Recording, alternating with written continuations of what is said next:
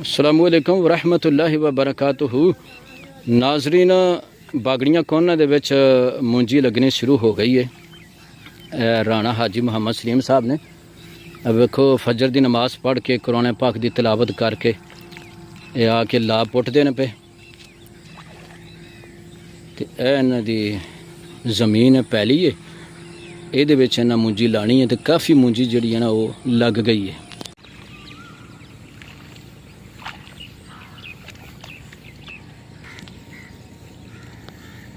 वेखो जी ना लाभ पुट लीए तो हुण इस लाभ की जी है ना वो दत्थी बना रहे हैं। हथी दत्थी वेखो दत्थी ना बना ली है।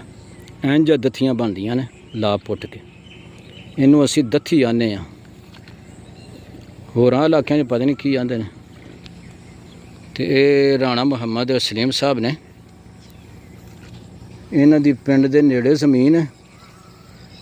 वेखो पिंड बागड़ियाँ कोना है।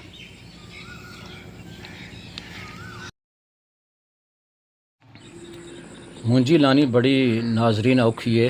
वेखो नौजवान मुंजी लाते हैं पे, इन्हें इंजी उड़ के मुंजी लानी है। चावल खाने सिर्फ सौखे ने। तो वेखो मुंजी किवें लगन रही है। आम जोड़ा बंदा है ना शहरी, खासकर जोड़ा शहरी बंदा है, इस जिथे पैली दे विच मुंजी लगती है भी ये वास्ते टुरना भी औखा वे। लेकिन धन हौसला इन्हां नौजवानों का जोड़ा सारा दिन मुंजी लाते हैं। सुबह सुबह आते हैं, 12 बजे जाते हैं, 2-2.5 घंटे आराम करते हैं, फिर आ जाते हैं।